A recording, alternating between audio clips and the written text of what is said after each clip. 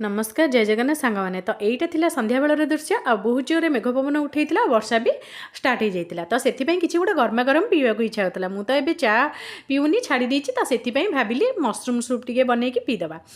तो ये मसरूम को मुझे पाल छतु नहीं जाती तो ये भल भाव काटिकी धोईकी रखी नहीं तो रखी सारापर तो ये मुझे बसई कड़े कड़े पूरा गोटे चामच तेल नहीं जाइए तो से कंचा लंका छोट छोट पीस कर काटिकी पकई देजी जेहेतु मु पियाज रसुण एथरे ऐड करनी तो से भेरसुंग पत्र पकई देती आउ से सब भल भाव में फुटीगला माने भाजीगला से मसरूम ऐड करदेली तो मसरूम टिके भल भाव माने फ्राए करदेला गोटे मिनट फ्राए करदेला से लुण ऐड करदेली आ लुण ऐड करके आउ भल भाव मिसईदेला से मुझे पानी ऐड कर नौची तो आपणकर माने दरकार माने जेतिक आवश्यक अनुजाई पानी ही ऐड करेंगे तो ये मु 2टा बाउल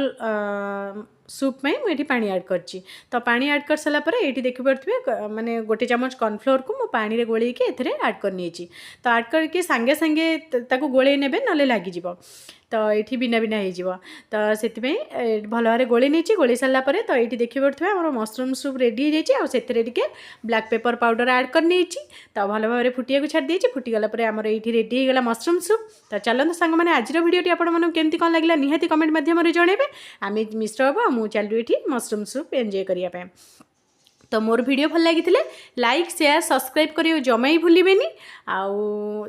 बहुत सारा कमेंट करेंगे केमती आपण मानक मोर वीडियो लगुच आउ चलते सांग मैंने मुझे रोची पुणी देखा गोटे नेक्स्ट वीडियो रे नमस्कार जय जगन्नाथ मसरूम सूप जिते टेस्टी देह सेतिकी